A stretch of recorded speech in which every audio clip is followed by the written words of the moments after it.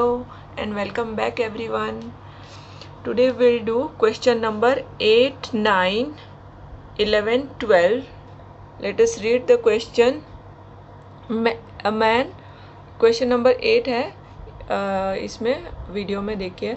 A man after a tour finds that he had spent every day as many rupees as the number of days he had been on tour.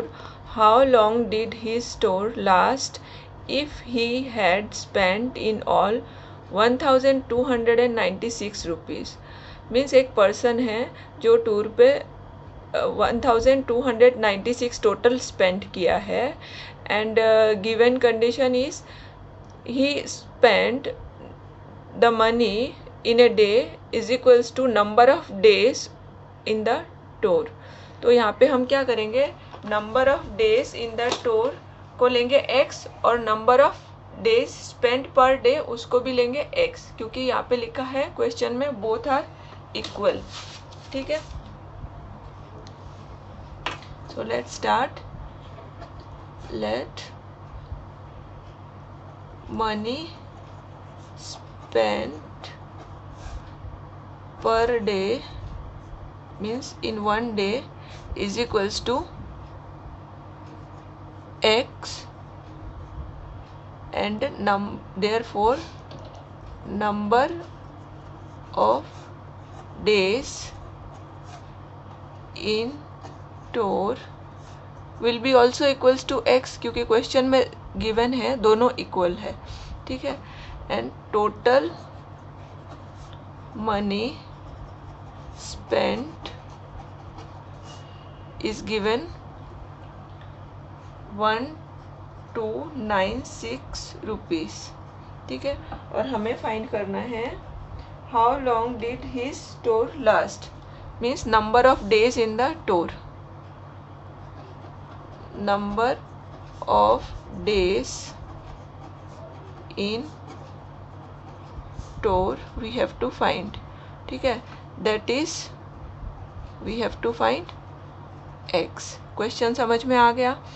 ठीक है, अब देखिए total money spend can be written as total money spend in the tour can be written as money this into this money spent per day into number of days, money spent per day multiplied by number of days in tour.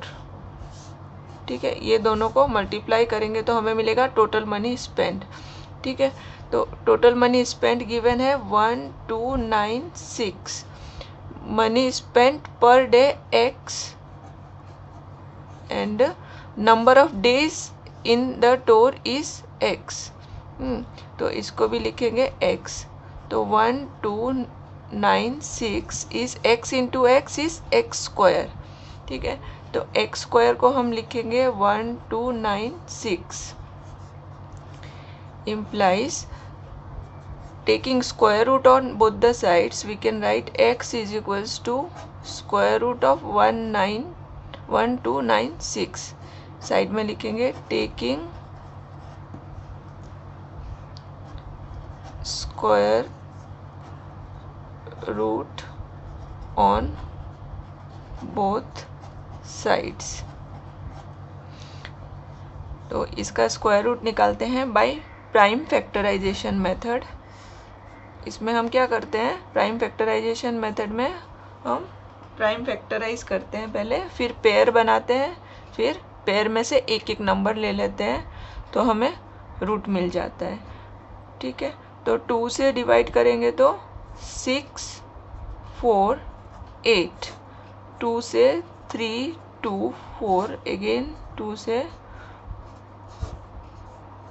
81, 3 से 27, 9 divide by 3 3, 3 divide by 3 is 1. तो इस नंबर को हम लिख देते हैं as a product of prime factors. 2 कितनी बार आया है, 4 बार. 3 कितने टाइम्स आया है, 4 times.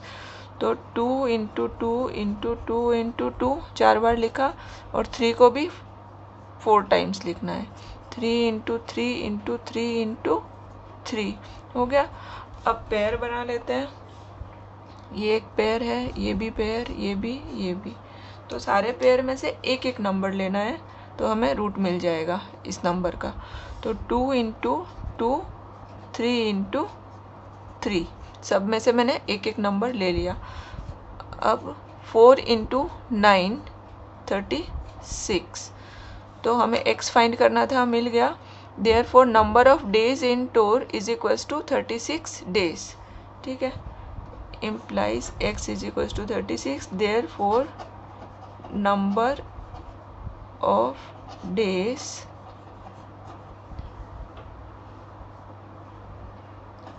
in tour is 36 days.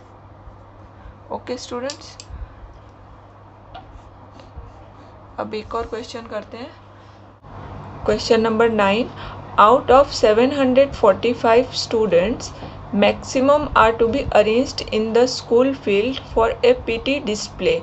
Means कितने बच्चे हैं स्कूल में? 745, उसमें से मैक्सिमम बच्चों को PT डिस्प्ले के लिए अरेंज करना है। ठीक है, सच दैट, कंडीशन गिवन है, ध्यान से पढ़ना, such that the number of rows is equal to the number of columns. ठीक है, कॉलम में जितने बच्चे हैं रोज में भी उतने ही बच्चे होने चाहिए। ठीक है, students in the number of rows is equal to the number of column. ठीक है, find the number of rows if 16 students were left out after the arrangement. Means 16 बच्चे जो है अरेंजमेंट में नहीं आ रहे हैं, तो उनको हम क्या करेंगे? माइनस कर देंगे। फिर जो बच्चे हैं उनको रोज और इक्वल रोज एंड कॉलम में हम अरेंज करेंगे। ठीक है, क्योंकि इसमें लिखा है number of rose, find the number of rows if 16 students were left out after the arrangement, मतलब वो अरेंजमेंट में नहीं है, तो उसको हम पहले निकाल देते हैं, फिर हम अरेंज करते हैं। ठीक है, तो total number of students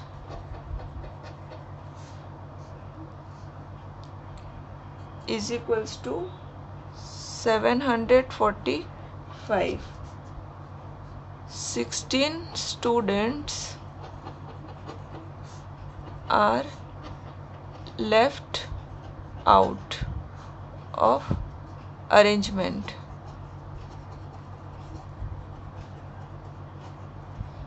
Since 16 students are left out of the arrangement, therefore number of students in the arrangement means जो पीटी की जो अरेंजमेंट हो रही है, कैसे रोज और कॉलम में स्टूडेंट को करना है अरेंज, तो उसके लिए कितने बच्चे रह गए अभी? 745 में से हम ये 16 को माइनस कर देंगे। ठीक है, तो -16, तो 729। ठीक है, और यहाँ पे क्या लिखा है? Number of rows, here number of rows is equals to number of columns. तो हम यहाँ पे क्या करेंगे? नंबर ऑफ रोज को ले लेंगे x, let number of rows is equals to x। ठीक है, therefore number of columns is equals to x, क्योंकि ये दोनों इक्वल है ना, number of rows equals to number of columns. तो नंबर ऑफ रोज को x लिखेंगे, तो नंबर ऑफ कॉलम क्या होगा? x। ओके, और हमें फाइंड क्या करना है? Number of rows in the, find the number of rows in the arrangement. To find number of rows, है ना, मीन्स हमें x फाइंड करना है। That is to find x, है ना। ये x का वैल्यू फाइंड करना है। तो इसमें number of rows into number of column is equals to total number of student. Number of rows into number of columns is equals to total number of students. तो number of rows कितना है x and number of columns है x। Total कितना है 729। देखिए रोज़ और column का थोड़ा सा मैं एक्सप्लेन कर देती हूँ। ये सपोज स्टूडेंट्स रोज़ में है, ये कॉलम में, ठीक है। तो इसमें नंबर ऑफ रोज़, एक रो में कितने बच्चे हैं वो, और एक कॉलम में कितने बच्चे आ रहे हैं वो अगर हम मल्टीप्लाई करेंगे तो इस अरेंजमेंट के टोटल नंबर ऑफ स्टूडेंट हमें मिल जाते हैं, ठीक है। तो ये है फॉर्मूला, ये याद रखना। x into x is x square 729। अब से हम पहले के जैसे हम क्या करेंगे, स्क्वायर रूट फाइंड करेंगे बोथ द साइड्स, ठीक है। टेकिंग एक्स स्क्वायर का स्क्वायर रूट होगा x एंड 729 का स्क्वायर रूट, ऐसे लिखेंगे। Taking 3 divide by 729 is 243 divide by 3 again 81 again divide by 3 27 again divide by 3 9 again by 3 3 again divide by 3 1। तो 3 कितने टाइम्स आया, 6 टाइम्स। तो इसको हम लिखेंगे 3 इंटू 3 3 इंटू 3 3 इंटू 3। अब पेयर है ये, एक और 3 आएगा, है ना, यहाँ पे लिख दिया 3, ये भी 3 इंटू 3 और ये दोनों मिला के pair.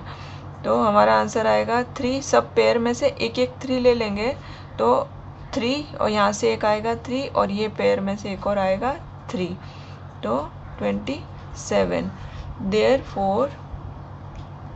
therefore x is equals to 27। therefore number of rows is 27। okay students, next question, find the smallest perfect square divisible by 3, 4, 5 and 6। तो इस क्वेश्चन को हम अगर 2 पार्ट्स में डिवाइड करें तो क्या हमें फाइंड करना है, perfect square number, smallest perfect square number and it is divisible by 4, ठीक है। क्वेश्चन के 2 पार्ट है तो आंसर भी 2 पार्ट में सॉल्व होगा। फर्स्ट हम ये वाला पार्ट कंप्लीट करेंगे, डिविजिबल बाय 3, 4, 5। तो a number divisible by this 4 will be least common multiple of this। मतलब हमें क्या फाइंड करना है यहाँ पे, LCM, ठीक है ना। हमें फाइंड करना है LCM ऑफ 3, 4, 5, 6। ये याद रखना, इस सम में LCM निकालना है पहले, फिर स्क्वायर रूट, ठीक है। स्क्वायर रूट नहीं, सॉरी, परफेक्ट स्क्वायर निकालना है, ठीक है। तो LCM of 3, 4, 5, 6 निकाल लेते हैं यहाँ पे। 3, 4, 5, 6, पहले 2 से 3, 2, 5, 3, 1, 5, 3 by 3, 1, 1, 5, 1, then again by 5, 1, 1, 1, 1। तो ये हो गया LCM। तो 2 into 2 into 3 into 5, 2 into 2 into 3 into 5, कितना हो गया, 60, ठीक है। ये हमने निकाल लिया। अब क्या बोला है, परफेक्ट स्क्वायर भी होना चाहिए वो नंबर, लेकिन ये जो है ये परफेक्ट स्क्वायर नहीं है, क्योंकि यहाँ पे ये 2 तो पेयर में है और ये पेयर में नहीं है, ठीक है। 3 और 5 का पेयर नहीं है, तो हम क्या करेंगे, इस नंबर को 3 और 5 से मल्टीप्लाई कर देंगे, 3 इंटू 5 से, तो हमें 3 का भी पेयर मिल जाएगा और 5 का भी पेयर मिल जाएगा। ठीक है, तो इसको लिखना कैसे है वो ध्यान से देखिए। To make 60 a perfect square,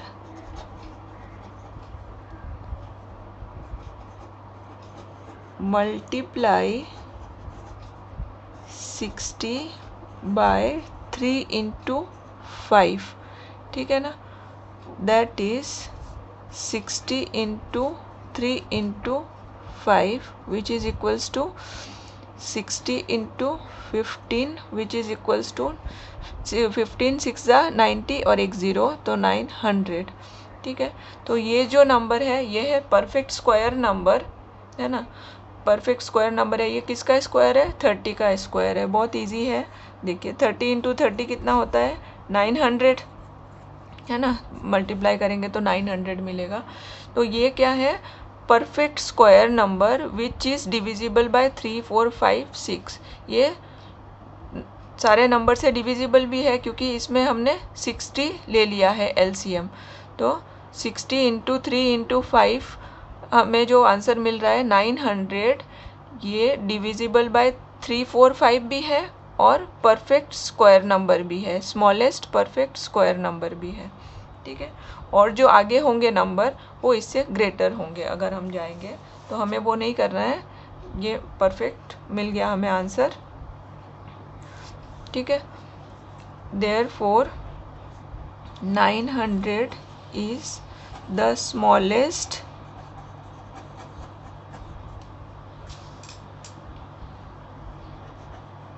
perfect square number which is also divisible by 3 4 5 and 6। ठीक है, नेक्स्ट क्वेश्चन बहुत इजी है ये। इसमें स्क्वायर रूट ऑफ 784 गिवन है, तो लिख देते हैं उसको पहले। Given 784 is root is equals to 28। First question 7.84 784 00। Decimal को रिमूव करने के लिए हम लिख सकते हैं 784 डिवाइड बाय 100, क्योंकि डेसिमल के बाद 2 डिजिट है तो डिवाइड बाय 100 लिखना होता है। और इसको हम लिखेंगे 784 इंटू 100। ठीक है, अब 784 का रूट क्वेश्चन में गिवन है 28, तो लिख दिया। 100 का रूट है 10 और यहाँ पर 784 का रूट 28 और 100 का रूट होता है 10, तो 2.8 और इसका आंसर होगा 280। तो दोनों को प्लस करके 282.8 आंसर। ओके, बहुत इजी है ये क्वेश्चन।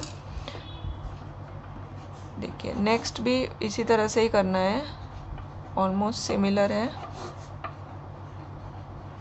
784 इसको हम क्या करेंगे, इन दोनों नंबर को पहले फ्रैक्शन में लिखेंगे। तो डेसिमल के बाद 4 डिजिट है तो हम इसको divide by this can be written है 784 डिवाइड बाय 1 2 3 4, 1 के साथ 4 0 लिखना है। डेसिमल के बाद जितने डिजिट होते हैं उतने ही जीरोस डिनोमिनेटर में आते हैं, सिंपल है। यहाँ पर डेसिमल के बाद कितने डिजिट है, 3 और 3 6, तो नीचे कितने ज़ीरोज़ आएंगे, 6 ज़ीरोज़ आफ्टर 1। तो 1 लिखा मैंने, 1 2 3 4 5 6 0 लिख दिया बस। और ऊपर क्या आएगा 784। इस तरह से डेसिमल रिमूव होता है। अब 784 का रूट कितना है, 784, इसको थोड़ा सा और लिख लेते हैं। 784 यहाँ पे देखिए 4 0 है तो हम 4 0 को कैसे बांट सकते हैं, 2 2 0, एक में 2 और एक में 2, तो हो गया 100 इंटू 100। अपने को 0 से मतलब है, ठीक है, नंबर कितना भी बड़ा हो। इसमें देखिए 3 और 3 6 ज़ीरो, 6 ज़ीरो को 2 में कैसे बांटेंगे, 3 ज़ीरो एक में और एक और में 3 ज़ीरो, तो 1000 इंटू 1000, टोटल कितने ज़ीरो हो गए, 3 और 3 6, 6 ज़ीरोज़। 784 का रूट गिवन है 28, 100 इंटू 100 पेयर में है तो इसका रूट होगा 100, और अगेन 784 का रूट 28, और 1000 इंटू 1000 ये भी पेयर में है ना, तो एक को लेना है 1000, ठीक है।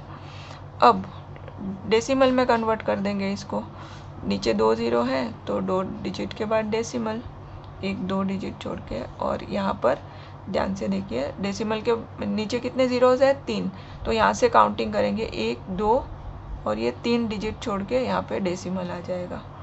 अब डेसिमल का एडिशन आपको आता ही है, यहाँ पे एक ज़ीरो और लगा देंगे, है ना, देखो ऐसे 0.280 और 0.028, दोनों को प्लस करेंगे, 8 + 2 10, 1 कैरिंग, 1 + 2 3 0, तो मुझे आंसर मिला 0.30308। ओके स्टूडेंट, वीडियो अच्छा लगा हो तो लाइक कर देना और चैनल को सब्सक्राइब कर देना। Thanks for watching my video.